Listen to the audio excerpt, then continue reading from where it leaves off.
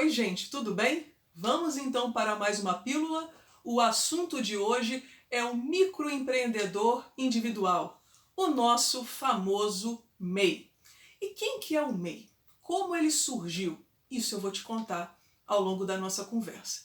Bem, o MEI surgiu a partir da introdução do artigo 18A na Lei Complementar 123 de 2006. Essa inclusão desse artigo 18 veio por meio de uma outra lei complementar, a Lei Complementar 128 de 2008. E nesse artigo 18A está estabelecido que o MEI é um empresário individual. E o que quer dizer empresário individual? Empresário individual, gente, é uma pessoa física que exerce atividade empresarial. Sim, o MEI é uma pessoa física, assim como o empresário individual. Paola, para tudo. Peraí. Eu acho que eu estou entendendo errado. Por quê? Eu sei que o MEI, assim como o empresário individual, ele possui um CNPJ. E eu sei que CNPJ quer dizer Cadastro Nacional da Pessoa Jurídica. E como é que agora você vai e me fala que o MEI e que o empresário individual, eles são pessoas físicas que exercem atividade empresarial? Sim, gente. O que acontece? A Receita deveria ter criado um cadastro próprio para esse tipo de empreendedor, para esse tipo de empresário. Só que ela não fez isso. Ela colocou todo mundo lá possuindo um CNPJ e é por isso que isso causa tanta confusão. Então essa é a primeira grande informação. Então o MEI é uma pessoa física. E qual é a implicação disso? Olha, a implicação disso é na questão da responsabilidade. Então esse MEI, desenvolvendo a sua atividade empresarial, pode dar certo, como pode dar muito errado. E se der errado? Ele provavelmente terá dívidas, terá credores cobrando essas dívidas. E quem é que vai pagar isso? Ele, com o patrimônio pessoal dele. Então, eu não aconselharia, se você está pensando em empreender, eu não te aconselharia a ser o MEI se você tivesse a preocupação com o seu patrimônio pessoal. Então, gente, tomem cuidado em relação a isso. Por quê? O microempresário individual, se a atividade der errada, o patrimônio pessoal dele, o que seria esse patrimônio pessoal? A sua casa, o seu carro, eles entrarão para responder por essas dívidas. E não é à toa, gente, que as pessoas optam por constituírem pessoas jurídicas, que seriam, por exemplo, a limitada, a Ireli, uma SA, por exemplo. Então fica esse alerta. Então cuidado. O MEI tem uma peculiaridade que a gente não encontra no empresário individual. Ele tem uma limitação de receita. Como você deve saber, a limitação é de R$ 81 mil por ano. Ele pode ter uma receita bruta de até R$ 81 mil por ano. Uma outra limitação também que a gente encontra no MEI, que ele só pode ter um empregado que receba um salário mínimo. O MEI também não pode ter uma filial. E uma outra coisa interessante, que eu não sei se você sabe, é o que eu brinco com os meus alunos. O MEI só pode ser MEI.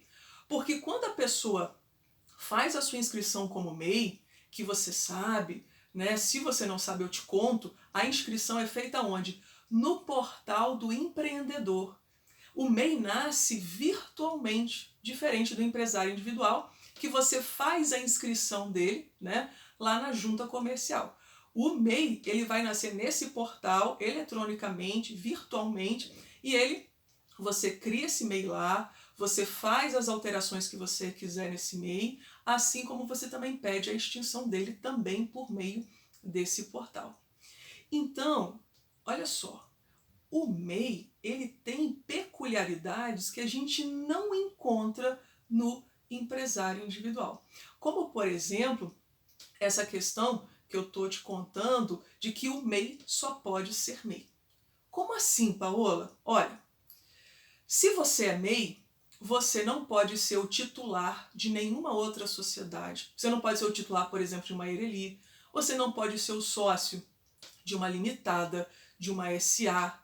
Você, inclusive, não pode ser o administrador de nenhum tipo societário. Ou seja, é o que eu digo para os meus alunos, o MEI só pode ser MEI. Então, fique atento a essa questão. Por que eu estou te contando isso tudo, explicando quem é o MEI? Porque às vezes o seu cliente te procura e tenta saber com você qual seria o melhor tipo societário, se seria interessante ser um MEI, se seria interessante ser um empresário individual, e muitas das vezes você não sabe muito essas distinções, essas implicações. Por isso que eu estou te explicando. Agora eu vou te contar uma situação. Imagine a seguinte questão. A pessoa pediu a sua inscrição lá no portal do empreendedor como MEI, se tornou MEI, ótimo, ela já é MEI, e ela se desenquadra da questão do MEI. Como ela pode ser desenquadrada?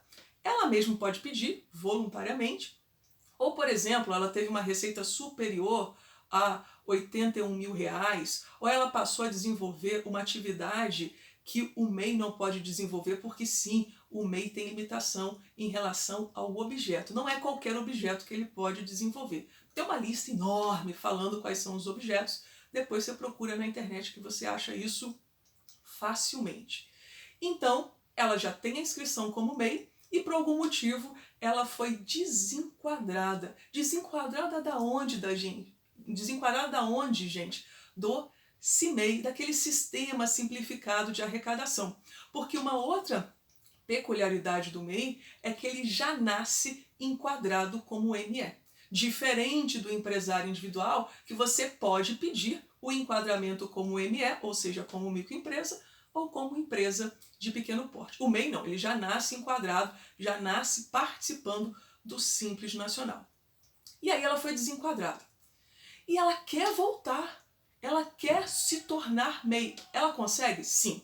Então eu preciso te dizer o seguinte, quando o MEI é desenquadrado desse sistema simplificado de arrecadação, que é o CIMEI, ele se torna automaticamente um empresário individual. E esse empresário individual, se quiser retornar a ser MEI, consegue?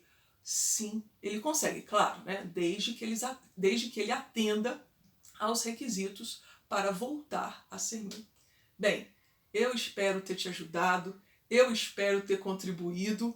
Agora, se você ficou com alguma dúvida em relação ao MEI, fala comigo, comenta comigo.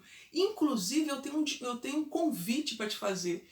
Eu criei um grupo no Telegram, chamado como Pílulas de Registro Empresarial. Me segue lá, entra lá no meu grupo, sabe por quê? Porque lá no meu grupo eu posto outras informações que não estão aqui no meu Instagram.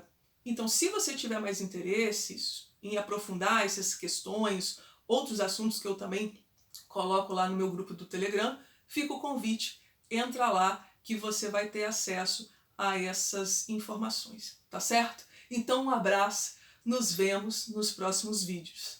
Tchau!